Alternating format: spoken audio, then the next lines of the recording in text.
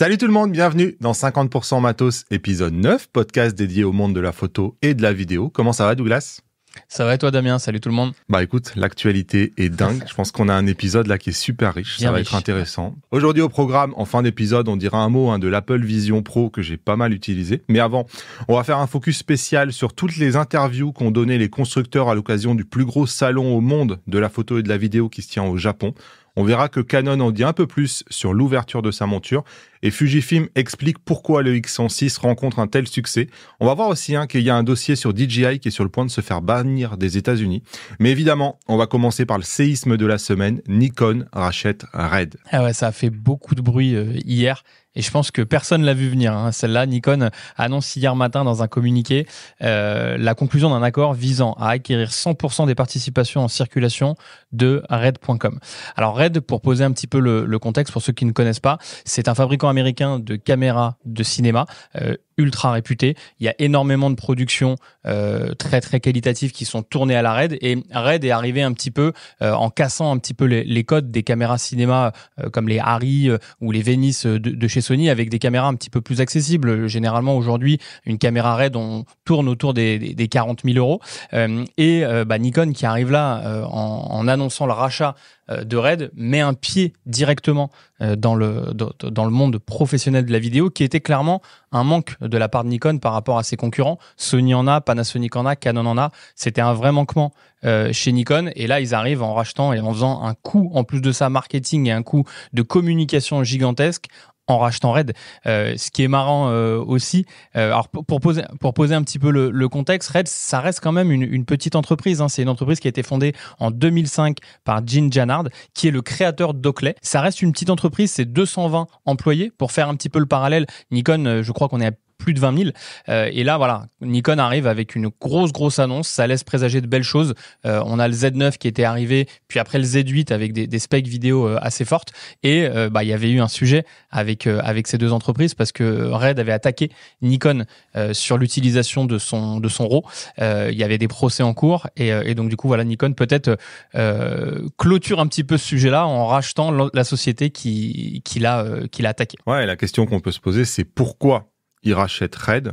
Je pense que la base de tout, c'est qu'aujourd'hui, on dit souvent Nikon n'a pas de légitimité dans le monde de la vidéo. C'est quelque chose qu'on disait encore dans le dernier épisode par rapport au Nikon Film Festival. Pourquoi on dit ça ? C'est parce que, en fait, la légitimité, elle vient des caméras de cinéma, des grosses productions. Et aujourd'hui, on se rend compte que Canon, Sony et Panasonic ont leur division cinéma avec des énormes productions. On parlait du Super Bowl dans le dernier épisode avec 260 caméras Sony, le dernier Top Gun en Sony. Enfin, ils ont énormément de références, Canon, Sony et Panasonic. Le fait est que Nikon aujourd'hui ne tourne pas au cinéma. À partir du moment où ils acquièrent Red, Nikon a enfin la légitimité de pouvoir dire oui, nous aussi, on a une branche cinéma, on fait de la vidéo sérieusement et on est très impliqué dans le monde de la vidéo. Moi, je suis fan de Formule 1, vous le savez probablement. Toutes les écuries veulent être en Formule 1 pour l'image que ça renvoie. À partir du moment où un constructeur est présent là-bas, ça va lui permettre d'être beaucoup plus légitime et ça va faire rêver un peu les gens qui sont dans le grand public. Là, je pense que c'est exactement la même chose pour Nikon. Cette participation, c'est pas une participation, le fait de devenir propriétaire de Red, ça lui permet de donner de la légitimité qu'il n'a pas et ça lui permet d'acquérir des technologies qu'ils n'ont pas. Red, ils ont une expérience, par exemple, sur le Global Shutter. On a vu que Sony a le lead aujourd'hui sur le Global Shutter. Là, Red, clairement, c'est quelque chose qu'ils maîtrisent. Ils développent déjà des boîtiers avec du Global Shutter. Ah ouais, ça va servir forcément à Nikon. Red, c'est aussi la 8K 120 fps. Donc, dans tout le futur, là, on est en train de développer la 6K, la 8K. Ils ont une maîtrise de ça qui est dingue. Et Red, c'est surtout un nombre de brevets record à chaque fois avec des innovations et notamment des innovations liées à la compression du fichier RAW. C'est-à-dire qu'il suffit pas de dire on va faire de la 8K 120, il faut être capable de compresser en même temps le flux de façon à pouvoir l'enregistrer et le stocker facilement. Red, c'est les leaders dans ce domaine-là. Donc, toute cette technologie-là, maintenant, c'est une technologie qui va appartenir à Nikon. Et ça, clairement, ça fait beaucoup de bruit. Alors, on sait pas pour quel montant ils ont racheté Red. Moi, j'en ai aucune idée. Mais je pense que ça doit être faramineux parce que autant quand on achète Olympus, c'est une entreprise qui est en difficulté, qui est pas en faillite, mais presque. C'est un sauvetage. La Red, c'est une entreprise qui a aucune difficulté. Elle va très bien. La réputation ne peut pas être meilleure. Donc ça a dû coûter très très cher à Nikon, qui clairement va devoir le rentabiliser. Je ne sais pas si vous le savez, les caméras RED utilisent une monture Canon. Jusqu'à maintenant, il y a eu beaucoup de Canon Reflex EF. Là, dernièrement, les dernières caméras RED sont en RF. Donc, ils sont passés à la monture hybride de chez Canon. Donc, c'est rigolo. Il y a des questions qui se posent là, du coup, parce qu'il y a beaucoup de personnes qui peut-être fantasment sur se dire, mais du coup, on va avoir de la monture Z qui va arriver sur de la RED. Alors, peut-être qu'il y aura une RED en monture Z. Après, c'est vrai qu'on en discutait. Et je pense qu'il faut quand même, je pense que Nikon est suffisamment intelligent dans l'acquisition de cette société pour pas vouloir trop mettre Nikon au cœur de la stratégie de RED qui est déjà bien implantée et qui gravite autour d'un écosystème qui est effectivement plutôt Canon dominant, parce que les RED, c'est un produit qui est quand même majoritairement loué très souvent par des grosses productions, et aujourd'hui les loueurs ont des parcs d'objectifs en monture EF et maintenant qui commencent à développer en monture RF.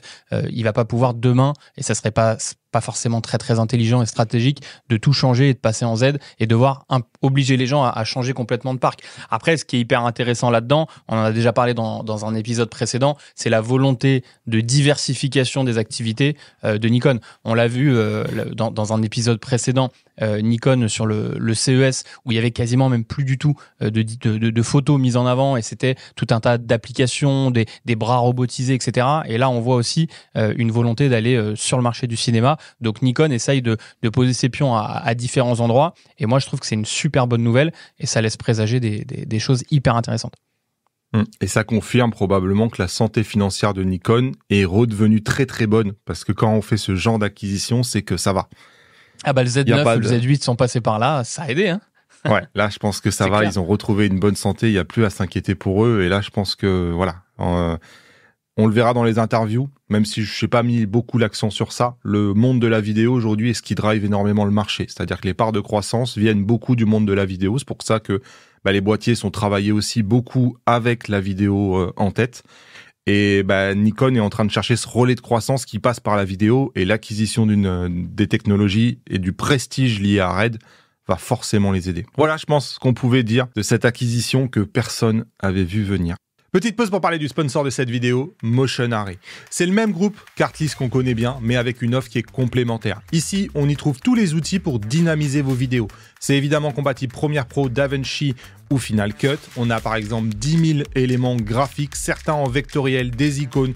Tout est fait main et personnalisable. J'adore cette vidéo avec ce cheval. Motion Array, c'est tout ce qui est effets spéciaux, mais c'est aussi les titres et tout ce qui est animation de texte. Moi, je l'utilise par exemple pour les titres, comme ici par exemple si on cherche un titre qui apparaît peu un peu comme si on était en train de l'écrire. On y trouve ici pas mal de luttes, donc tout ce qui est étalonnage qu'on n'a pas forcément justement dans Artlist. Ici, on a pas mal de looks qui sont déjà faits. Des animations, comme ici par exemple, c'est compte à rebours.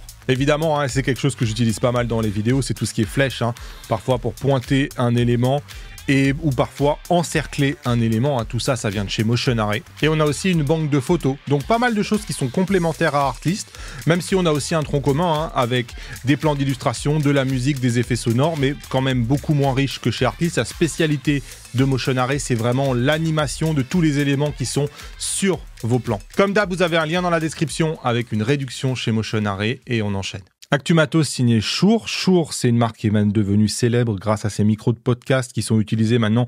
Ils sont devenus leaders dans le monde entier. Tout le monde utilise ça. D'ailleurs, le podcast est enregistré avec un micro qui est un micro Shure. Là, ils se lancent dans un nouveau marché qui est le marché, vous avez des petits micros qui sont branchés soit à un smartphone, soit à un appareil photo. C'est exactement comme les DJI Mic ou comme les Rode Wireless Go. Donc, ils se lancent dans ce nouveau marché. Ils m'avaient contacté avant de lancer ce produit-là. Ils m'avaient proposé une sponsor comme à d'autres créateurs. Et quand j'ai vu le produit, j'ai refusé la sponsor parce que moi, le produit m'avait pas convaincu. Déjà, pas de 32 bits en 2024. Je trouve que c'est vraiment compliqué maintenant. Rode est passé aux 32 bits. DJI est passé aux 32 bits. Là, il me propose un produit qui 50 € plus cher que les DJI. 132 bits, pour moi, c'est veto en fait. Donc, ils sont tout petits. Marque réputée, ils ont le Bluetooth, ça veut dire qu'ils vont pouvoir se connecter avec un smartphone sans avoir besoin d'un câble. Ils ont quelques options intéressantes comme le compresseur audio, mais voilà, il n'y a pas de possibilité de mettre un micro lavalier, pas d'enregistrement en 32 bits. On a une espèce de boîte où on peut mettre les deux micros, mais on peut pas mettre l'émetteur, contrairement à ce qu'on fait par exemple chez DJI. Il n'y a pas d'enregistrement interne et c'est 50 € plus cher que DJI. Pour moi, le produit, il était complètement loupé et donc j'ai fait le choix de pas vous en parler. Allez, on enchaîne. Un mot sur Leica qui a fait l'actualité de la semaine. Donc d'abord, ils ont déposé leurs résultats et le fait est que ça va très bien pour Leica. Leica, c'est une entreprise qui fait 485 millions d'euros de chiffre d'affaires et ça fait une augmentation de 9% et c'est la 3e augmentation successive. Donc à chaque fois, 3 exercices qui sont systématiquement supérieurs l'un de l'autre et qui à chaque fois sont un nouveau record pour l'entreprise. Donc ça va très très bien pour Leica. Et justement, cette semaine, Leica a dévoilé son SL3. Donc on est dans la haute résolution ici de chez Leica. Donc concrètement, on est sur un capteur de 61 millions de pixels. C'est probablement le même capteur qu'utilisait le Leica Q3, mais aussi le Sony A7R4, le Sony A7R5 ou le Sigma FPL. À ma connaissance, il n'y a que Sony qui fait ce genre de capteur-là. On a la mise au point par détection de phase, qui est une première en tout cas sur le SL, puisque le Q3 l'avait déjà. Probablement le même autofocus qu'un Panasonic S5 II. Ils ont d'énormes synergies entre Panasonic et Leica. Enregistrement vidéo 8K, c'est normal pour du 60 millions de pixels, ça devient un peu la norme. On est sur un capteur qui est stabilisé, 5 axes. Par contre, la stabilisation est moins bonne que sur le SL2. Ça a fait grincer quelques dents. On est passé de 7 stops à 5 stops. Et on récupère le processeur qu'il y avait sur le Leica Q3. Ça, c'est souvent quelque chose que je vous dis, mais c'est pas... Un constructeur ne réagit jamais à la rumeur ou au lancement de quelque chose qui s'est passé 3 ou 4 mois avant. Un produit qui sort aujourd'hui, il a été commencé en 2019. Le prix, 6 800 €. C'est du Leica, c'est toujours difficile effectivement à analyser. L'article dit sans exagérer, qu'ils n'ont pas exagéré sur le prix et que c'est pas grand-chose de plus que ce qui est demandé pour les autres fleurons de la concurrence. Ouais, c'est 2500 € de plus que ce que fait Sony, mais c'est vrai que pour du Leica, je sais pas, c'est toujours difficile. Moi, j'arrive jamais à parler ou à justifier le prix. J'ai vu des commentaires de gens qui tombaient sous Leica en disant mais c'est n'importe quoi. J'ai vu des gens qui disent ah c'est cool, ils ont pas abusé. J'en sais rien. C'est clair, c'est un univers. Leica va pas venir se bagarrer en fait technologiquement avec Canon, avec Nikon, avec Sony sur des produits à la rafale dingue, à l'autofocus le plus performant du marché, au global shutter, etc. C'est un produit qui aujourd'hui est au niveau en termes de spec, définition, montée en ISO, autofocus, de ce qu'on peut trouver sur un A7R5. C'est beaucoup plus cher parce que c'est l'univers Leica. L'univers Leica, c'est un concept, c'est une manière d'utiliser le produit. Effectivement, ils mettent en avant la qualité de ces JPEG-là. Il y a les deux tranches, il y a les deux penchants. On peut se dire on nous met en avant le JPEG sur un produit à 7000 €. Entre guillemets, est-ce qu'on se fout pas un petit peu de notre gueule? Mais d'un autre côté, il y a des gens à qui ça peut plaire. Le produit, il est extrêmement agréable à utiliser, il est très qualitatif et c'est un bel objet. Leica, on sait que il y a cette culture un petit peu de l'attachement au produit, à l'objet, des codes un petit peu du luxe et c'est ce mélange-là, ce cocktail-là qui fait que il n'y a pas que l'aspect technique qui est à regarder quand on achète un SL3. Donc sachez que ce boîtier, il fait de la 4K 50, il fait de la 8K. Il est aussi très bon en termes de codec puisqu'il est capable de faire du ProRes et du H.265. Leica l'a voulu très bon aussi en termes de connectivité avec un Wi-Fi, mais un Wi-Fi, là le dernier X106, j'ai pesté parce que c'est une catastrophe. À chaque fois, pour transmettre un JPEG, il me faut 1 minute 30, c'est trop long. Là ici, la technologie de Wi-Fi employée par Leica, c'est un JPEG de 80 MO en 1 seconde et demie. Donc on est dans le Wi-Fi le plus rapide qui a jamais été mis, a priori, dans un appareil photo. Il y a aussi énormément de choses par rapport à la connexion avec le smartphone, puisqu'ils ont fait en sorte de faire un Made for iPhone and iPad. C'est une certification Apple qui permet en gros une connexion beaucoup plus directe qu'avec les autres boîtiers. Donc on voit des choses qui ont été très bien faites sur ce Leica. Après 61 millions de pixels, il faut pas rêver non plus. On a un rolling shutter qui est pas bon, qui est vraiment pas bon sur ce. Donc c'est des boîtiers qui généralement, avec cette résolution-là, sont pas faits pour la vidéo. Ça va pas être différent pour Leica que pour Sony.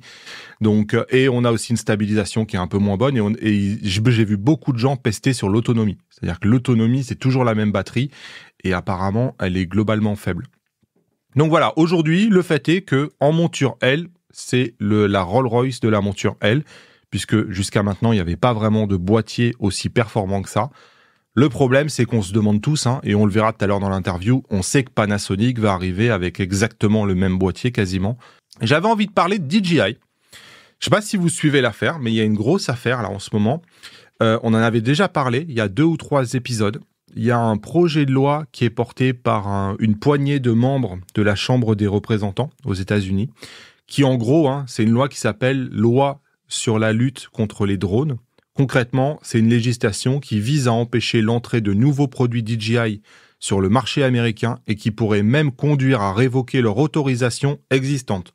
Concrètement, les opérateurs actuellement aux États-Unis qui sont propriétaires d'un drone DJI ne pourraient même plus voler. Et c'est devenu de plus en plus crédible comme hypothèse, alors que jusqu'à maintenant c'était quelque chose, on n'y prêtait pas trop attention. La DJI, depuis quelques jours, a vraiment renforcé sa communication parce que l'hypothèse est extrêmement crédible. C'est quelque chose qui vraiment peut arriver, aussi fou que ça puisse paraître. Et donc DJI a communiqué beaucoup sur tous les réseaux. Et concrètement, ils ont analysé tous les faits en publiant sur leur site toutes les allégations, eux ils disent, en gros, qui sont reprochées par les États-Unis. Typiquement, DJI peut être contraint par le gouvernement de contribuer à l'espionnage. DJI est une société militaire chinoise. DJI soutient les violations des droits humains. DJI collecte de grandes quantités de données sensibles allant des images haute résolution des infrastructures critiques américaines à la technologie de reconnaissance faciale et aux capteurs à distance qui peuvent mesurer la température corporelle et la fréquence cardiaque d'un individu. Donc, point par point, DJI est revenu sur chacun de ces arguments en répondant. Pourquoi ils font ça, DJI ? Ils font ça parce qu'ils sont en train de perdre le combat, clairement, avec les États-Unis, et qu'ils ont besoin du soutien populaire. Donc ils le disent ensuite, que se passe-t-il ensuite ? La loi contre les drones aura un impact négatif sur l'industrie et la communauté des opérateurs de drones qu'elle prétend protéger. Il est temps pour la communauté des drones de faire entendre sa voix auprès des décideurs politiques afin de les aider à prendre des décisions éclairées, fondées sur des faits et sur la manière dont les drones sont réellement utilisés dans les applications du monde réel. Donc ce que demande DJI, c'est aux gens qui utilisent des drones de se faire entendre. C'est pour ça qu'ils font tout ce tapage-là, parce qu'ils sentent que c'est quelque chose qui peut arriver. Donc voilà, on n'a pas la conclusion encore aujourd'hui, mais ça bouge. Un mot, encore une fois, sur Fujifilm, qui déclare que il va falloir des mois. On s'y attendait, Ouais, pour fournir du X106. Écoutez, moi, j'ai pas de données. Je sais que Douglas, vous êtes pas harcelé, mais assailli de gens qui disent mais quand est-ce que j'aurai ma commande ? Et on les comprend. On les comprend, quoi. Commande un boîtier, on a envie de l'avoir, c'est normal. C'est clair, c'est clair. Il y a des chiffres c'est très opaque en fait. On n'a pas vraiment d'infos précises. On sait 2 jours avant combien on va recevoir. Les quantités qui arrivent sont très très faibles et sont même microscopiques. On n'a pas les vrais chiffres, mais le chiffre qui tourne, c'est 1 million de commandes. Et le deuxième chiffre, c'est 15 000 unités produites par mois. Et le fait qu'ils auraient 3 mois. C'est-à-dire que l'usine produit déjà depuis 3 mois au moment du lancement. Avec ces données-là, on arrive il faut 3 ou 4 ans. Donc je dis pas que c'est ce qui va arriver, mais c'est les données qui circulent. On n'a aucune idée de ce qui se passe vraiment. D'ailleurs, l'article conclut que les représentants Fuji disent que les commandes passées aujourd'hui pourraient prendre jusqu'à l'été à être honorées. Si c'était l'été, franchement, ça serait une bonne nouvelle. Ouais, le million de commandes me paraît, après, voilà, c'est vraiment que mon avis personnel, ça me paraît beaucoup quand même. 1 million de commandes positionnées clients et donc 1 million de personnes en attente, ou alors 1 million de lignes, 1 million de produits commandés par les revendeurs. Je donne mon exemple, je vais pas donner d'éléments concrets, mais aujourd'hui j'ai un nombre de commandes X, j'ai engagé X fois 5, 6 par rapport au nombre de commandes que j'ai. Donc en réalité, si on est aujourd'hui à 1 million de commandes, mais de commandes revendeurs, ça veut peut-être dire qu'il y a 3, 4 fois moins de commandes réelles de consommateurs qui attendent. Donc c'est là où les chiffres, effectivement, il faut faire attention à ce qu'on lit, parce que sinon, ce qu'ils disent là, c'est impossible. S'il y a 1 million de commandes et qu'ils en produisent 15 000 par mois, en 4 mois, ça peut pas être réglé, c'est pas possible. Bon, en tout cas, eux, ils sont positifs, ils disent que ça peut prendre jusqu'à l'été et que probablement qu'ils pourraient commencer à être en stock d'ici la fin de l'année, globalement. Allez, j'avais envie de revenir sur un sujet dont on a déjà parlé. Plusieurs fois, je vous ai dit, la surchauffe des boîtiers Sony, c'est assez aléatoire, on n'a pas du tout les mêmes résultats. Et je vous disais même, parfois, je fais le test de surchauffe d'un boîtier, je les envoie à un copain pour faire sa vidéo, donc on travaille sur le même boîtier, et il va faire ses tests de surchauffe, il va avoir un résultat complètement différent du mien. Donc il y a Gérald Dundon qui a décidé de tordre le cou à ces histoires de surchauffe dans une vidéo qu'il a appelée « Les tests de surchauffe sont complètement bêtes ». Il a fait énormément de tests sur énormément de boîtiers dans énormément de situations pour conclure, dans les mêmes conditions, à parfois plusieurs jours d'intervalle, il passe de 4 heures d'enregistrement sans surchauffe à 25 minutes. Même batterie, même boîtier, même carte, même conditions contrôlées à 1,5 degré près. Et la conclusion de sa vidéo, c'est « on ne sait pas ».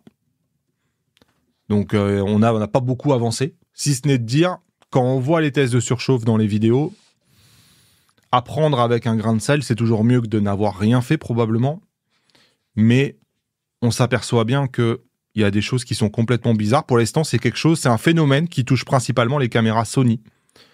On n'a pas ce problème avec les caméras Nikon et Canon aujourd'hui, mais c'est vrai que chez Sony, on ne sait pas exactement qu'est-ce qui se passe. Et c'est assez... Là, par exemple, il a même pris le A9 III. Hein. Il a pris vraiment tous les boîtiers Sony, du A6700 au A9 III, et les comportements étaient un peu les mêmes. Donc, on ne sait pas pourquoi il y a ces problèmes de surchauffe-là, mais le fait est qu'il y a cette vidéo-là qui est sortie. Et allez, petite pause pour détendre un peu là, avant de passer sur les interviews. Donc, petite pause photo. J'avais juste envie de vous montrer ce recueil, finalement, de photos. Donc, c'était une compétition liée à tout ce qui est images politiques. Donc, aussi bien avec du noir et blanc, toujours essayer de comprendre pourquoi ces images ont marqué plus que d'autres. Noir et blanc, toujours extrêmement contrasté notamment. Donc des photos où généralement c'est plutôt l'émotion qui est dans le regard ou qui est dans la silhouette. Enfin, en tout cas, il se passe toujours quelque chose. Là, on voit la pluie, on voit le regard qu'a Tiger Woods. Certaines, je les comprends moins. Par exemple, celle-là de Donald Trump, oui, ok, il y a sa cravate qui s'envole un peu, mais il a l'air un peu débraillé. Peut-être que c'est pour ça qu'elle a été prise, mais c'est vrai que certaines, personnellement, me touchent un peu moins. Là, on voit les politiques essayent de s'immiscer dans le sport. Bon, voilà, énormément de photos qui sont toujours sympas à regarder. Je pense que c'est important au quotidien, en tout cas, au fil de l'année, de temps en temps, de prendre un moment pour regarder les photos des autres et d'essayer de comprendre et de décrypter qu'est-ce qui fait que cette photo-là, particulièrement, ici, par exemple, je pense que c'est clairement la symétrie, c'est ce qu'on appelle le cadre dans le cadre. Je pense que c'est assez intéressant. Ici, on voit toutes ces mains ensanglantées avec Gaza. On voit que ces photos, techniquement, elles sont pas toujours 100% parfaites. C'est-à-dire qu'on voit que c'est pas des photos de studio avec cette dame-là. J'imagine que on aurait peut-être préféré qu'elle soit pas là.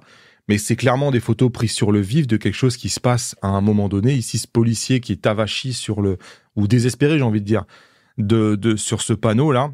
Clairement, c'est des photos à chaque fois avec avec de l'émotion et avec un moment, un instantané, quelque chose qui a été capturé. Donc voilà, c'est toujours sympa, moi je trouve, de regarder ces photos-là. On va revenir à nos bases besognes. Le CP+ a eu lieu au Japon. Le CP+, si vous le savez pas, en gros, c'est le salon de la photo et de la vidéo au Japon. Donc le Japon, c'est quand même là où tout se passe. Toutes les compagnies quasiment de la photo sont japonaises. Donc c'est un lieu qui est quand même très important et sur lequel à chaque fois les constructeurs ont l'occasion de s'exprimer. Donc en France, on a Damien Rouet qui font vraiment un excellent boulot chez Phototrend. À chaque fois, Damien Rouet, il y va là-bas. Et il essaye de négocier des interviews avec les responsables japonais sur place, avec des super interviews et des questions qui sont toujours très pertinentes. Vraiment un grand bravo au travail qu'il fait. On va pas lire les interviews les unes après les autres, je pense que ça aurait pas d'intérêt. Moi, j'ai essayé de décrypter les brides d'informations intéressantes qu'on peut retrouver dans ces interviews. Non pas que ça soit pas intéressant, que le travail de Damien ne soit pas bien, c'est juste que c'est la langue de bois niveau 10 000. Et le travail que fait Damien, mais il est extrêmement difficile, c'est d'arriver à imaginer des questions où la réponse va nous être intéressante. C'est extrêmement difficile comme exercice et je connais personne qui le fait mieux que Damien. Et d'ailleurs, petite anecdote autour du CP+. L'année dernière, là, au mois de novembre, il y a une marque qui décide de créer un événement qui vise justement à aller en voyage au Japon, à visiter le CP+. Donc, IPLN est convié avec d'autres revendeurs. Et au travers d'IPLN, qui suggère à la marque, si je peux pas m'ajouter au voyage, la marque valide. Et donc, c'est bon, on organise ce voyage-là pour aller au CP+, avec IPLN. Et voilà, jusqu'au mois de janvier, il n'y a pas de souci. Début janvier, je reçois un coup de fil d'un autre gros revendeur avec lequel j'ai jamais travaillé. Mais c'est un coup de fil, tout ce qu'il y a de plus normal, j'ai envie de dire, dans le business, de sonder les uns et les autres, de savoir est-ce que je voulais pas devenir créateur et travailler effectivement avec cet autre revendeur. Donc on a une conversation franchement assez cordiale, assez longue, que je qualifierais de constructive. Je veux dire, même j'ai pas été 100% fermé. J'ai dit, écoutez, moi je suis à l'écoute si vous avez des projets, mais aujourd'hui je suis super content d'IPLN Et je vois pas du tout ce que quelqu'un d'autre pourrait me proposer de mieux, parce que c'est parfait. D'ailleurs, on m'a posé la question, est-ce qu'il y a quelque chose, un projet où ils t'ont dit non? Et j'ai dit non. À aucun moment, ça peut pas être mieux. Donc le fait est qu'on se quitte dans une bonne ambiance, mais effectivement, j'ai pas le destin demain de devenir créateur pour un autre vendeur. Ça ferait aucun sens. Bref, dossier clos. D'ailleurs, pour assumer aussi, le prétexte, entre guillemets, pour me contacter, c'était qu'effectivement, j'avais sorti un short avec les jumelles Swarovski et que à l'intérieur de mon short, j'avais repris un plan que j'avais trouvé effectivement sur une vidéo d'un concurrent. Et les plans que j'avais pris, il y avait le copyright Swarovski sur le côté. Et clairement, pour moi, c'était un plan qui venait de chez Swarovski et qui n'était pas propriétaire de personne, si ce n'est de Swarovski. Et c'est normal, quand moi je fais un short de Swarovski, d'utiliser un plan Swarovski. Donc ça me choquait pas. Sauf que ce plan-là, en fait, avait été modifié par le créateur de contenu en question. Et en fait, il y avait quelque part, c'était visible que c'était un plan qui venait pas de chez Swarovski. Donc voilà, il me prévient qu'il y a ce petit truc-là, mais sans en faire des tonnes, sans me demander même de retirer ma vidéo. Juste, voilà, fais attention, on a remarqué ça, c'est normal. Moi, à la suite du coup de fil, je décide de supprimer complètement ce short que vous avez d'ailleurs vu disparaître. Mais c'est vrai que pour moi, voilà, affaire close.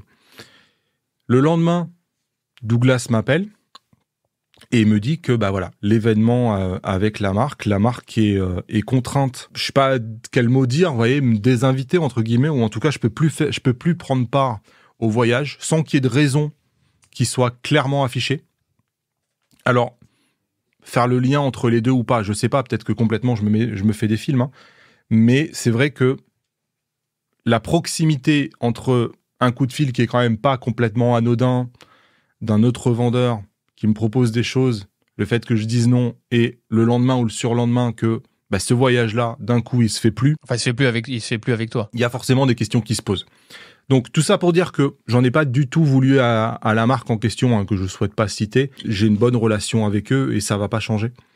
Mais c'est vrai que cette aventure-là, elle m'a rappelé à quel point, aujourd'hui, si je bosse avec IPLN, c'est aussi parce qu'ils ont des valeurs et que je sais qu'ils font jamais de coups dans le dos et que ils ont quand même un historique qui est très très ancien.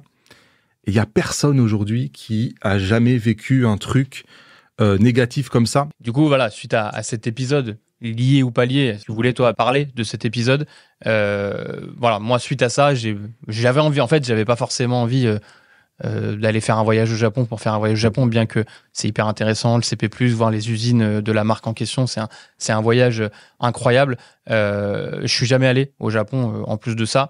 Raison de plus, ça veut dire que j'avais envie d'y aller et de partager quelque chose avec quelqu'un. Et c'est vrai que voilà, c'est pour ça que quand moi on me l'a proposé, à la base, j'étais invité moi avec mon père, Richard, qui lui en a fait beaucoup plus dans sa carrière. Et il m'a dit, ça y est, entre guillemets, j'ai plus l'âge, j'en ai fait assez. Vas-y avec qui tu veux. Et c'est vrai que moi, j'ai immédiatement suggéré la participation avec Damien. Et quand du coup, on m'a appelé pour me dire qu'il ne pourrait pas y aller, moi, j'y suis pas allé non plus. Allez, voilà, c'était la petite anecdote rigolote. On revient au business. Interview de Sony. Avec une interview langue de bois 10 000 qui, personnellement, m'a pas passionné. On va pas être... on n'apprend rien, quoi. Juste... On vous expliquait il y a 2 ou 3 épisodes de ça comment fonctionnait le Global Shutter de l'A9 III. Et Sony, pour moi, c'est la première fois qu'ils le disent officiellement. L'architecture qui permet de réaliser le Global Shutter est basée sur une conversion AN parallèle au pixel. C'est-à-dire qu'on a un convertisseur et une mémoire qui sont placés au sein de chaque pixel afin d'éliminer la distorsion de l'image causée par le décalage temporel de lecture. Donc c'est exactement ce que je vous disais. On a un pixel qui est en partie dédié au fait de mémoriser la lumière. Et donc, on a une surface qui capte la lumière plus petite. Et donc, on a une montée en ISO et une dynamique plus faible. Et là, c'est la première fois que Sony le dit noir sur blanc. Donc, on n'avait pas dit que des bêtises. Donc, on va passer à une interview qui, pour le coup, je l'ai trouvée beaucoup plus intéressante, celle de Canon. Même si c'est des suppositions, c'est des à moitié dit. Mais je trouve que ce qu'ils ont dit, en tout cas, était intéressant. Donc, chez Canon, évidemment, ils ont été interrogés sur quelle est la santé financière de Canon. Canon représente actuellement 48% des parts de marché. Nous sommes à ce niveau depuis plusieurs années maintenant. En ce qui concerne votre question sur le marché du plein format, nous serions en position dominante, mais c'est sujet à polémique. On en avait parlé la semaine dernière. On y revient au précédent épisode, effectivement. En effet, il n'y a pas de données qui couvrent le monde entier et qui soient suffisamment précises et avec des informations brutes vérifiables pour l'ensemble du marché des boîtiers plein format. Donc, il se renvoie la balle, en gros, on ne sait pas. Par conséquent, tout ce que nous pouvons dire, c'est que dans la catégorie des appareils hybrides, les appareils plein format sont majoritaires, ils occupent la plus grosse part du marché, et dans la catégorie des appareils photo à objectifs interchangeables, Canon est largement numéro 1. Question, est-ce qu'ils vont développer des objectifs pour aller sur les APS-C Canon? La réponse m'a pas rassuré énorme. On sent que oui, on en a déjà fait un cette année, Et en gros, ils disent, nous devrons prendre en compte ce qui remonte en premier dans cette planification.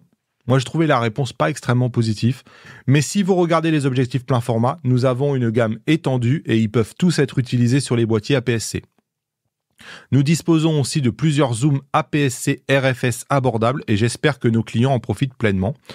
Donc, pas une réponse où on a l'impression qu'ils vont développer une gamme APS-C très très riche à l'avenir. Et ensuite, évidemment, la question qui brûle toutes les lèvres chez Canon, la monture RF étant ouverte. Pouvez-vous nous dire comment Canon valide le développement d'un objectif d'un fabricant tiers pour la monture? La réponse c'est « Je tiens à préciser qu'à l'heure où nous parlons, il n'y a pas d'objectif RF tiers avec un autofocus disponible. » Damien, il dit « Elle est ouverte », mais en fait, elle est ouverte pour les objectifs qui n'ont pas d'autofocus. Comme vous le savez, nous n'avons pas adopté une stratégie ouverte. Par contre, il y a quelque chose qui est quand même un peu différent de l'année dernière, où il indique qu'on communique actuellement beaucoup plus que l'année dernière avec les fabricants tiers. Donc, on a quelqu'un de chez Canon qui officiellement nous dit que dans les coulisses, c'est en train de s'agiter. Et il va même plus loin, puisqu'il dit nous avons un accord de confidentialité avec d'autres fabricants concernant le type d'objectif à lancer ou encore leur positionnement sur le marché. Et là aussi, je trouve que ça veut dire beaucoup de choses. Ça veut dire on va pas ouvrir notre monture et faites ce que vous voulez, comme l'a fait Sony. Ça veut dire que le type d'objectif à lancer, donc ça veut dire que c'est Canon qui va dire on a des besoins sur telle et telle focale et telle ouverture. Et ensuite, il dit ou encore leur positionnement sur le marché. Donc sous-entendu, est-ce que c'est un objectif entrée, milieu ou haut de gamme? Donc en gros, ils vont l'ouvrir, mais en essayant de garder un contrôle, je pense. C'est-à-dire qu'ils sentent bien que là, il y a un besoin d'ouvrir, c'est clair, mais ils veulent pas ouvrir à tout le monde et laisser faire n'importe quoi. Je pense qu'ils veulent ouvrir, mais peut-être sans prendre le risque de cannibaliser leurs propres optiques aussi. Ouais, là, on voit que c'est Canon qui va dicter aux fabricants tiers ce qu'il veut et le type de prix qu'il veut, le type d'optique qu'il veut. Donc ça va pas du tout être la fête. Et il y a une autre question pertinente qui s'enchaîne. Les objectifs tiers bénéficient-ils du même accès aux performances et aux fonctionnalités des boîtiers Canon RF que les objectifs Canon? En creux, il faut comprendre que chez Sony, on le voit bien, de plus en plus Sigma et Tamron sont contraints. La rafale est limitée à 15 images par seconde. Toutes les dernières fonctions des boîtiers ne sont pas utilisables par Sony et par Tamron et par Sigma. Donc en gros, est-ce que chez Canon ça va être différent? C'est la question qui pose. Et la réponse, c'est plutôt non, ça va pas être différent. Je vais être honnête en répondant à cette question.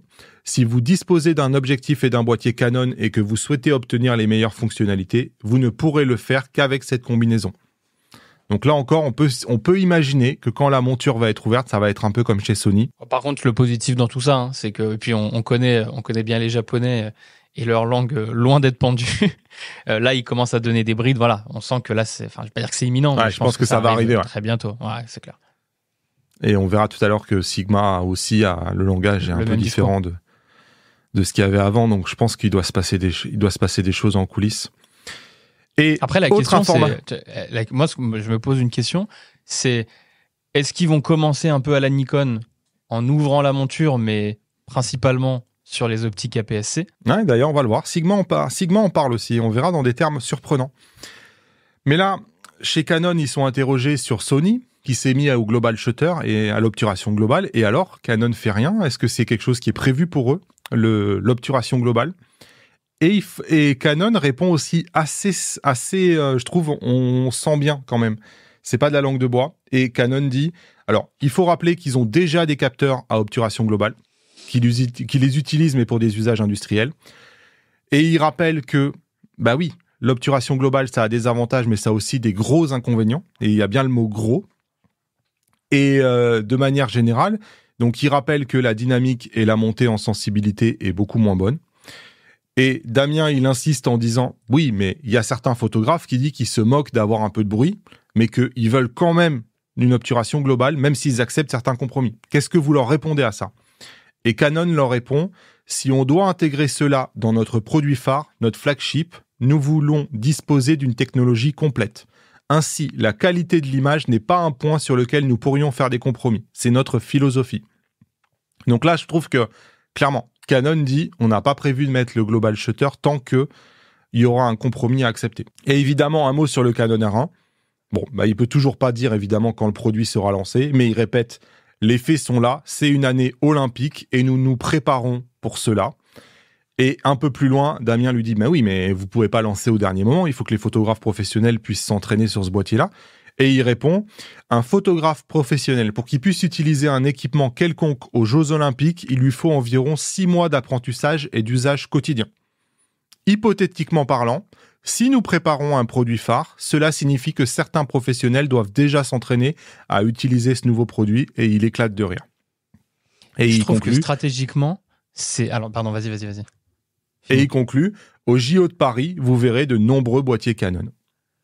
Moi, je trouve que stratégiquement, c'est hyper intelligent ce qu'il fait parce que quand il lui parle du global shutter, et en fait, dans sa réponse, il prépare déjà tout le monde en disant, avec les éléments marketing et les arguments pour dire bah, notre R1 qui va sortir vraisemblablement n'aura pas le global shutter, mais parce que nous, Canon, on ne fait pas de compromis sur la qualité. Donc en fait, on a l'impression qu'il prépare déjà le terrain en répondant à cette question et derrière en embrayant directement avec les JO, avec le fait que les photographes vont l'avoir et que du coup, Canon ne fait pas de compromis sur la qualité. Sous-entendu, Sony en a fait un.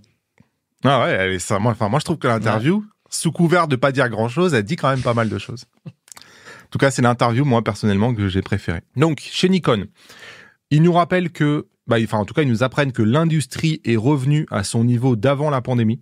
Donc, globalement, en termes de santé financière, on le disait tout à l'heure, ils viennent d'acheter Red, ça va très bien chez Nikon.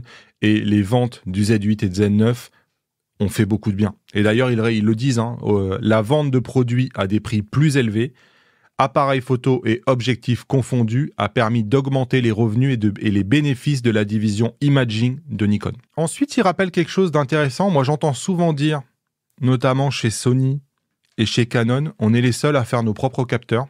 On a une maîtrise que les autres n'ont pas. Sous-entendu, Nikon achète les capteurs à Sony, généralement. Et bien là, Nikon, quelque part, leur envoie la balle en précisant que Nikon est aujourd'hui le seul à fabriquer le verre de ses objectifs, ce qui constitue un avantage considérable. Depuis notre création, nous avons toujours conçu nos objectifs en nous appuyant sur l'art du verre, une tradition historique. Ces objectifs sont produits dans une région du nord du Japon. C'est un fun fact, je ne sais pas si c'est extrêmement important parce qu'on ne peut pas dire non plus qu'ils ont un avantage sur les objectifs Sony ou Canon grâce à ça. On le sait, le Nikon ZF a extrêmement bien marché sur le marché. C'est exactement comme pas dans les mêmes proportions que le Fujifilm X106, mais vraiment très très bien. Et Nikon dit, cet appareil photo s'inspire de l'ère de la photographie argentique et on a intégré cette technologie moderne dans un boîtier dont la taille et le design rappellent ceux des appareils photo d'antan. Et nos clients existants peuvent ainsi dire, waouh, Nikon l'a fait. Cela permet également de susciter davantage d'enthousiasme chez nos clients concernant les futurs produits que nous prévoyons de lancer sur le marché. Une des particularités du Nikon ZF, c'est d'avoir une stabilisation un peu différente des autres. Un mot sur ça, d'habitude, toutes les stabilisations du marché, elles sont centrées par rapport au centre du capteur. Nikon a décidé de centrer sa stabilisation par rapport à l'endroit où vous mettez votre collimateur. Donc par exemple, si vous mettez votre sujet, vous le désaxez, vous faites une espèce de règle des tiers, la stabilisation en se centrant sur la position de votre sujet vous permet que l'endroit qui soit 100% net, ça soit pas le centre, mais ça soit la position où vous êtes en train de faire votre photo. La question c'était est-ce que finalement c'est une nouveauté matérielle ça, ou est-ce que c'est une nouveauté logicielle ? La réponse c'est bien une nouveauté logicielle. c'est pas quelque chose qui est matériel. C'est vraiment un développement spécifique de Nikon qui est pas impossible de voir arriver via des mises à jour dans de futurs produits, même si évidemment ici Nikon dit que ils n'ont pas de commentaires à faire sur ça. Mais c'est intéressant. Pareil, Nikon est en train de marquer les esprits en ce moment avec de nombreuses mises à jour qui à chaque fois apportent une tonne de nouvelles fonctionnalités, même dans des boîtiers qui ont parfois 2 ou 3 ans. Et donc, ils ont été interrogés par rapport à ces nombreuses mises à jour. Et Nikon dit que il est vrai que pour les hybrides, on met davantage l'accent sur les mises à jour firmware. Même après l'achat d'un produit par nos utilisateurs, grâce à ces mises à jour de firmware, ils peuvent continuer à profiter et à utiliser leur appareil photo Nikon. Nous souhaitons dépasser les attentes de nos clients. Et on apprend même que Nikon a également modifié son organisation interne avec les développeurs de firmware qui sont désormais beaucoup plus exposés aux avis des clients qu'auparavant, afin qu'on puisse rapidement refléter les demandes des clients dans ces mises à jour. Il y a même il y a même toute une nouvelle équipe en fait. Et lui, en l'occurrence, ce monsieur qui fait l'interview, il explique que il était l'ancien chef de cette équipe de développement de firmware. Mais on voit que c'est pas un hasard, qu'il y a une véritable volonté et organisation au sein de Nikon pour continuer à avoir cette politique de mise à jour de firmware. Et on revient sur un truc bizarre, peut-être que vous n'êtes pas au courant de ça, mais Nikon interdit les batteries provenant de constructeurs tiers sur le Nikon Z8 ou sur le Nikon ZF. Donc ils sont interrogés là. Pourquoi ? Ils répondent que c'est lié à la sécurité. Allez, on passe à Sigma, qui aussi dit des petits trucs intéressants. Déjà, il parle de... Et il est interrogé sur quelque chose qui est sympa, ça va permettre d'en parler. C'est que actuellement, alors je dis pas que la Chine découvre la photo, c'est pas du tout le cas, mais il y a vraiment un élan et une croissance de la photo sur le marché chinois qui est hors norme. Et donc, c'est exactement ce qu'il dit. Sigma a connu une forte croissance sur le marché chinois. En ce qui concerne les boîtiers et objectifs photo, la croissance est bien présente et nous en sommes très heureux. Donc, les Chinois ont surtout un grand intérêt pour tout ce qui est photo de paysage, photo d'oiseaux, et la qualité d'image est très importante pour les consommateurs chinois.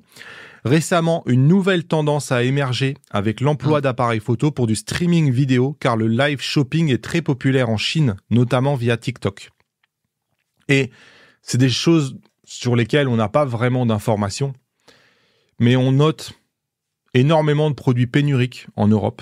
On peut parler du Canon RF 200-800, on peut parler du Fujifilm X106. Et parfois, on se pose la question, est-ce que actuellement, avec le développement du marché chinois, alors que le marché européen ou le marché américain stagne, est-ce que cette production-là ne part pas plutôt vers la Chine de façon à préserver ce développement qu'il y a là-bas au détriment finalement de l'Europe et des États-Unis? J'ai pas d'infos sur ça, mais on sent qu'il se passe quelque chose quand même en Chine. D'ailleurs, sur le X106, les données disaient que sur le 1 million de commandes, 500 000, c'était rien que la Chine. Encore une fois, on ne le vérifie pas, ça. Mais c'est ce qui a circulé comme chiffre. Évidemment, on ne peut pas ne pas poser la question à Sigma, est-ce qu'ils vont s'ouvrir à la monture RF ? Il y avait des rumeurs qui disaient que l'annonce officielle allait avoir lieu au CP+, ça n'a pas été le cas, évidemment. Je trouve que la manière de répondre est un peu plus directe que d'habitude ou no comment. Cette demande est de plus en plus forte. Chez Sigma, nous pensons tous que nous devons répondre à cette demande. Mais pour l'instant, on n'a pas de réponse à y apporter. Je n'ai pas de roadmap à vous annoncer pour la monture Canon RF. En revanche, message pour Canon peut-être. En monture Nikon Z, nous avons déjà 3 objectifs, mais ils n'ont pas été très bien reçus par les utilisateurs de boîtiers Nikon. Peut-être parce qu'il s'agit d'optiques APS-C. Aussi, nous redoublons d'efforts pour gagner le cœur des Nikonistes. Donc, message à Nikon, ouvrez-nous les portes, on veut faire du plein format. Voilà, c'est message à Canon. Exactement. Ouais, message à Canon, nous forcez pas à faire que des objectifs APS-C, ça marche pas. Mais ouais, je serais pas, de la manière dont ils communiquent, je serais pas étonné qu'un jour ou l'autre ça finisse par arriver. Il dit clairement, cette demande est très forte. Ah, ça sent, on doit répondre à cette demande. Ça sent le truc pour cette année là, clairement. Ouais, moi, et ça Canon fait aussi. plus de doute. Ah bah, oui. Ouais, Canon aussi dit on a des contrats, on a des choses, donc ça va venir. Bon, on sait que Sigma, malheureusement, n'a pas le droit de faire de téléconvertisseurs, notamment pour la monture Sony. Donc, il est interrogé, est-ce que c'est quelque chose qui peut arriver ? Puisqu'ils l'ont pour la monture L, la réponse, elle est sans équivoque. Non, point. Et autre question, on voit, Sigma vient de lancer un 500 mm qui est intéressant, focale fixe. Est-ce qu'on peut les voir arriver, je sais pas moi, sur du 400-2.8, sur du 600 f4, sur ce genre d'optique-là? Et la réponse, elle est non. La conception de focale fixe à longue portée est intéressante, mais pour être honnête, nous n'avons pas ce type d'objectif dans notre feuille de route pour le moment. Donc, il faut malheureusement pas s'attendre à avoir ce genre de téléobjectif arriver. On passe chez Tamron. Ils commencent par dire qu'évidemment, ils vont élargir tout ce qui est monture Z, mais que surtout, ils n'ont pas terminé de développer les objectifs pour la monture Sony. Donc, évidemment, ils vont continuer d'en sortir. Ils sont interrogés sur l'état du marché APS-C. Est-ce qu'il est aussi populaire qu'il était à l'époque des réflexes? Et la réponse, c'est oui. On pense que la taille du marché des objectifs APS-C est toujours la même. Ils sont interrogés sur la part de leur chiffre d'affaires qui est lié à la photo. Chez Tamron, c'est 70% du chiffre d'affaires qui est lié à la photo et c'est un chiffre d'affaires qui est stable. Donc, on voit qu'il n'y a pas une croissance comme certains autres acteurs qui font plus 10 ou plus 15% chaque année.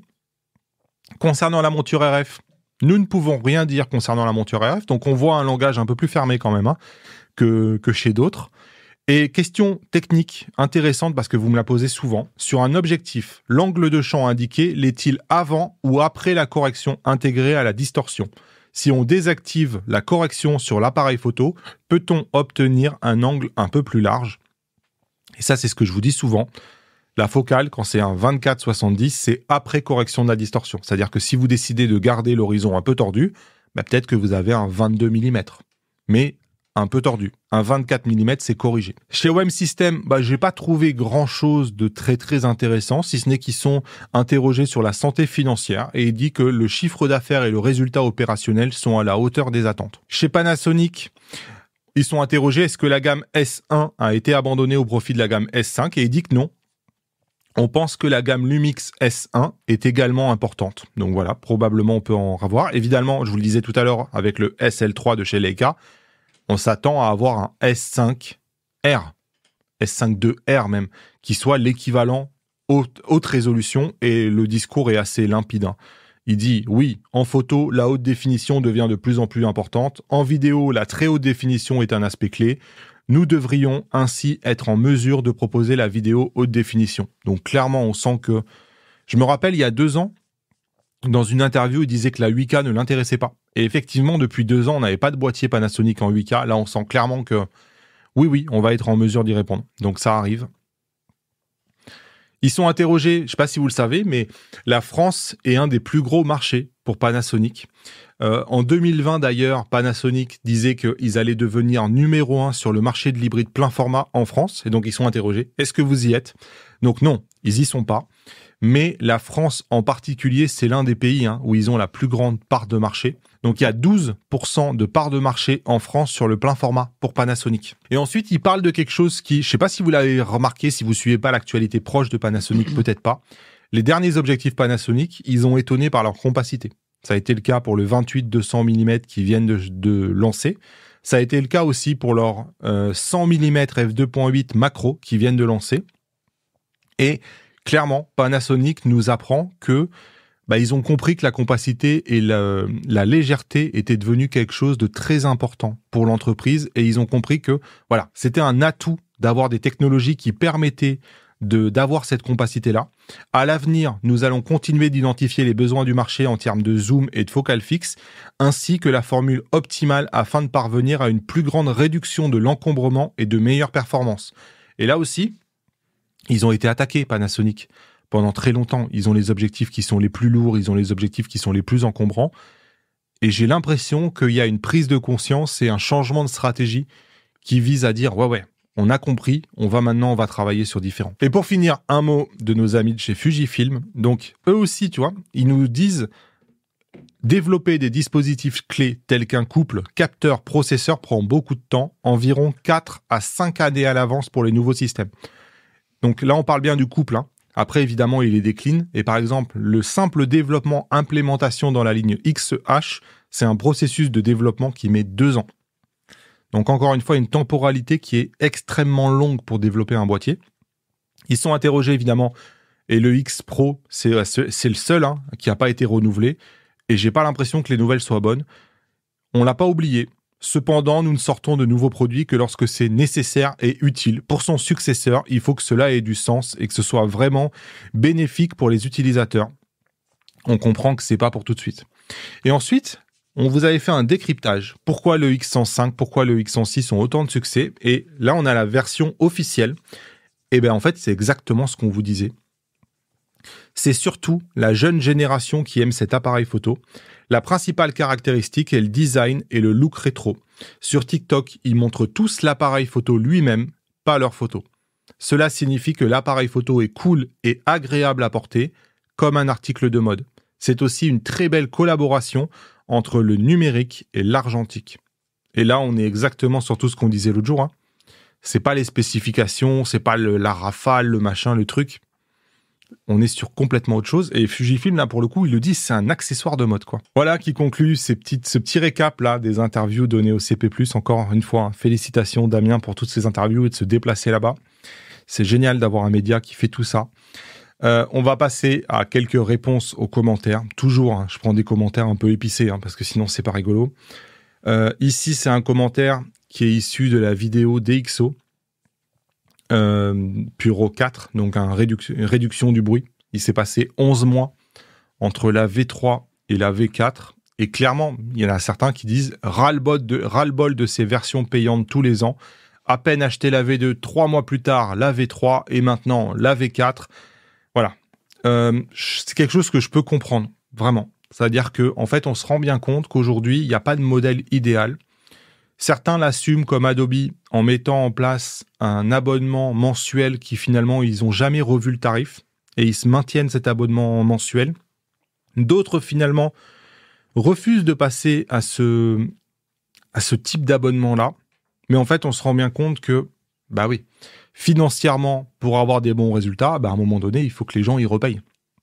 Et que, bah ouais, ok, vous n'avez pas d'abonnement, mais là, tous les 11 mois, il y a une nouvelle version, avec des bonnes raisons de passer à cette nouvelle version, évidemment, des limitations sur les anciennes versions qui vont pas être compatibles avec tel ou tel appareil photo, tel ou tel boîtier, parce que les mises à jour vont s'arrêter.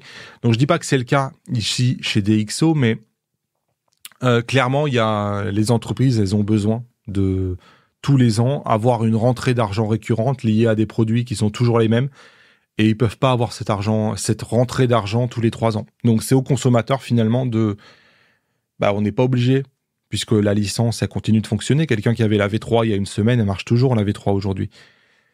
Mais c'est vrai que ça pousse le consommateur à se raisonner et à se dire « Non, j'ai pas besoin de la V4, j'attends la V5. De toute façon, la V5, elle arrivera l'année prochaine. » Mais je comprends que ça fasse réagir parce que, oui, ils ont travaillé pendant 1 an sur cette version-là. Ils peuvent pas la donner en mise à jour gratuite.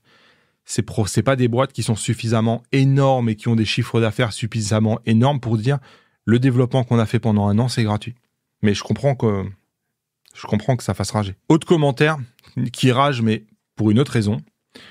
Il me semble qu'on n'est plus dans la réduction de bruit, mais dans la recréation d'une image nette avec ajout de bruit et de flou qui pourrait être celle d'origine.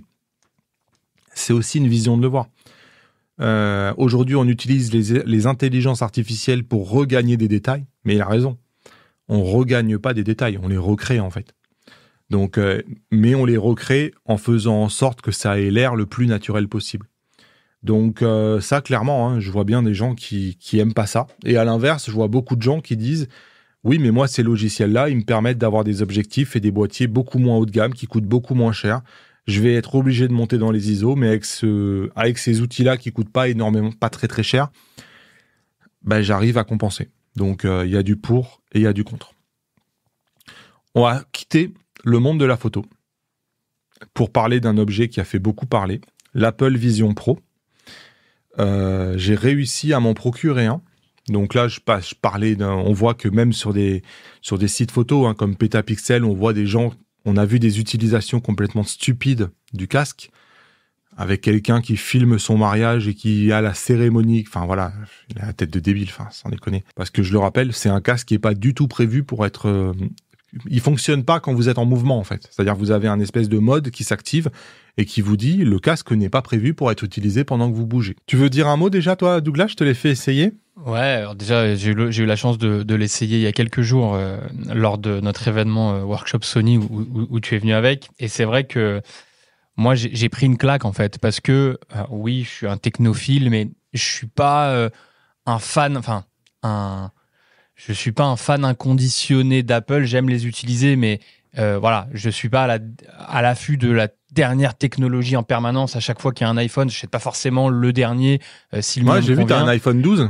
Ouais, un 12 Pro Max, ouais. Donc clairement, voilà, je suis pas à l'affût de tout ça. Et en fait, quand j'ai mis le casque, quand j'ai mis les yeux à l'intérieur, vraiment, j'ai pris une claque.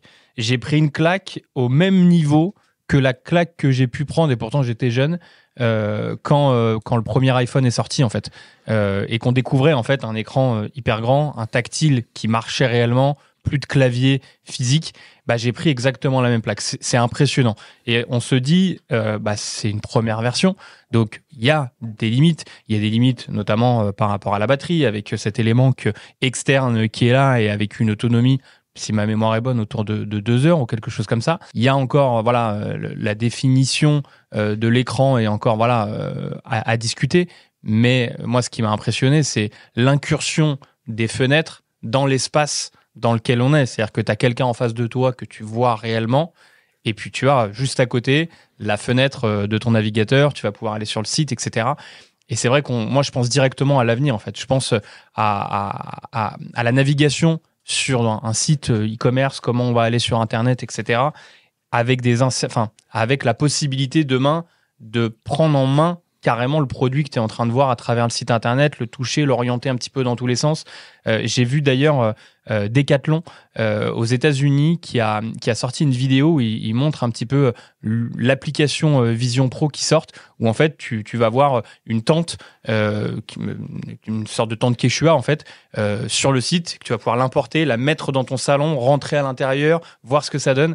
Et ça te donne les perspectives de ce qu'il est possible de faire dans quelques années, sachant que là, voilà, je ne vais pas dire que c'est une version bêta, mais voilà, c'est la V1. Il y a un potentiel qui est énorme. Et ouais, vraiment, vraiment, j'ai pris une claque, clairement. Ouais, ça fait un peu prototype. Mais effectivement, c'est ce que tu le dis, en fait. Si j'essaye de mettre des mots, c'est la première fois qu'il y a une fusion qui est aussi bien faite entre le monde réel et le monde virtuel. C'est-à-dire que les applications, donc, qui sont des fenêtres qui flottent en fait au milieu du salon, la manière de les contrôler et la manière dont vous les voyez apparaître, vous avez vraiment l'impression qu'elles sont là et que c'est un objet physique que tout le monde peut voir. Et c'est vraiment en termes d'expérience, c'est quelque chose qu'on n'a jamais vu ni de loin ni de près. Donc c'est vrai que la première fois qu'on le fait, waouh, c'est absolument dingue de voir ce truc-là. Puis après, une fois que quelques heures ou quelques jours sont passés. La magie de la découverte, ouais, ça est passé. On finit par se dire, oui, d'accord, mais qu'est-ce que je fais avec maintenant ? Et en fait, en termes de production, moi, jusqu'à maintenant, en termes de hiérarchie, mon clavier et ma souris, je trouve rien de mieux. Si je me passe sur le smartphone ou sur l'iPad, le tactile, c'est quand même bien moins agréable pour produire que ce que je connais sur le clavier. Et ben, l'Apple Vision Pro, c'est encore en dessous du smartphone et de l'iPad. C'est-à-dire que là, pour le coup, aussi bien fait que ça soit, puisqu'on a un clavier qui apparaît devant vous, on a vraiment l'impression qu'il est là, on a même un retour haptique quand on appuie sur les touches alors qu'il n'y a absolument rien. C'est top, c'est un enfer. Je veux dire, pour taper une petite adresse dans une barre URL, pourquoi pas, un petit message, pourquoi pas, pour produire, à partir du moment où il y a de la saisie de texte, c'est quand même pas extraordinaire. La suite, la question, je te coupe, pardon, mais est-ce que c'est pas finalement de ne plus avoir d'action physique, qu'elle soit avec un vrai clavier ou avec un clavier virtuel, mais tout simplement, t'écris un mail, t'as ton Vision Pro, tu vas parler, et puis il va le mettre en forme directement. Ouais, le problème, c'est que si t'es dans un open space, c'est pas top. Si toi, imagine au milieu du magasin avec les clients, t'es en train d'écrire ton mail, c'est pas top. T'es dans le métro, c'est pas top. T'es dans l'avion, en fait, c'est pas souvent top, en fait, de pouvoir, on n'a pas vraiment envie il faudrait pouvoir le penser avec la puce d'Elon Musk. Mais là, on s'égare. Mais ouais, tout ça pour dire que, ouais, en termes de production, quand on limite tous les usages qui nous obligent à mettre du texte, il ne reste pas grand-chose, c'est-à-dire qu'en fait, ça devient un écran. Et c'est vrai qu'en tant qu'écran, c'est extrêmement intéressant parce que là, pour le coup, je vois beaucoup d'usages et moi, j'en ai vu. On a envie de regarder la télé à côté de sa compagne qui est en train de dormir, qui veut être dans le noir. Je me mets l'Apple Vision Pro, je me mets un écran de cinéma au plafond, je regarde mon film allongé, c'est dingue. Dans le train, c'est la même chose. Au lieu d'avoir un petit écran, je me mets trois fenêtres un peu partout. J'ai des écrans qui sont absolument gigantesques. Je vois bien aussi les applications en termes de cinéma. Tu devras essayer, Douglas, mais il y a Apple a lancé des vidéos immersives qui montrent un peu l'avenir du cinéma, ce que ça pourrait être en dehors de la 3D. C'est absolument bluffant. On a l'impression d'être à l'intérieur du film. Donc finalement, les usages que moi j'y vois, c'est en tant qu'écran. Aussi bien, mais vraiment en tant que consommateur de contenu, plus qu'en termes de production. Et il a un autre aspect vraiment très frustrant, ce casque, c'est qu'il est extrêmement excluant pour les autres. C'est-à-dire que vous avez l'impression que dans votre environnement, vous avez toutes ces fenêtres-là et tous ces trucs et c'est fou, mais c'est impossible de le partager avec quelqu'un d'autre puisqu'il ne voit pas ce que vous voyez. Et c'est un appareil qui est extrêmement propriétaire à une seule et même personne. C'est même difficile de le prêter. Parce que pour la personne à qui vous le prêtez, il n'y a pas de multi-account ou compagnie, c'est un seul propriétaire. On est obligé de passer dans une espèce de mode invité qui vous oblige à faire des calibrations à n'en plus finir. Donc voilà, une expérience à vivre, mais peut-être que ça suffit. Allez dans l'Apple Store quand il va sortir, vous prenez la petite démo là qui est prévue d'une heure avec un démo Apple, vous en faites une ou deux, et je pense que vous aurez compris l'expérience, vous aurez économisé 4 000 €. Il y a deux points moi qui m'ont agréablement surpris. J'avais quelques appréhensions, réticences. C'était j'avais peur peut-être d'avoir mal à la tête ou d'avoir mal aux yeux en fait quand on l'utilise, et pour le coup pas du tout. Ça c'est la première chose. La deuxième, c'est le confort. Moi j'ai trouvé la sangle en fait qui vient juste derrière le crâne hyper confortable. En termes de confort, j'ai été très agréablement surpris. Donc voilà, je sais pas si c'est le futur, mais en tout cas c'est clairement un nouveau monde, et je pense qu'Apple a fort à faire quand même, parce qu'il y a beaucoup d'autres problèmes. La qualité, par exemple, n'est pas incroyable. C'est clairement des caméras de smartphone qui nous permettent de voir la réalité à travers le casque. Et forcément, quand vous êtes à l'intérieur, la montée en ISO, elle n'est pas bonne. La définition n'est pas bonne non plus. Je crois que c'est Canon qui a parlé de l'Apple Vision Pro en disant qu'aujourd'hui, l'Apple Vision Pro, pour qu'on ait une définition qui soit parfaite, il nous faudrait 2 capteurs plein format et 100 millions de pixels sur chacun des 2 capteurs. Ouais. Et là, en gros, on a un 24 mm de smartphone. Donc, autant dire qu'on est très très loin du compte et que la technologie qui permettrait que ça soit parfait, aujourd'hui, elle n'existe pas. Voilà, qui conclut ce 50% matos épisode 9. Alors, je vous avais dit la dernière fois qu'on allait parler de est-ce qu'on a encore le droit de critiquer les marques, on allait parler du marché gris. On le fera. C'est pas repoussé du tout. On va le faire, mais là, c'est vrai que l'actualité était vraiment dingue et je préférais quand même parler de l'actualité. Merci Douglas. Merci Damien. À très bientôt. Salut tout le monde.